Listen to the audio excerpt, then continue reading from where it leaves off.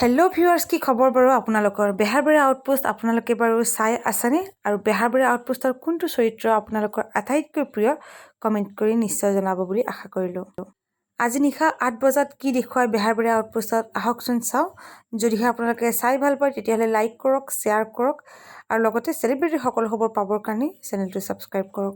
ভাগৱতৰ শপত মই যি কৰিছো ডিপাৰ্টমেণ্টৰ ভালৰ কাৰণে কৰিছো তেখেতৰ ভালৰ কাৰণে কৰিছো আৰু মোৰ ভালৰ কাৰণে কৰিছো আউট অফ ইউ ঘৰত চুইলুকা কেইটাৰ পৰা অশান্তি সেইকাৰণে ৰাস্তাত আহি কান্দি আছে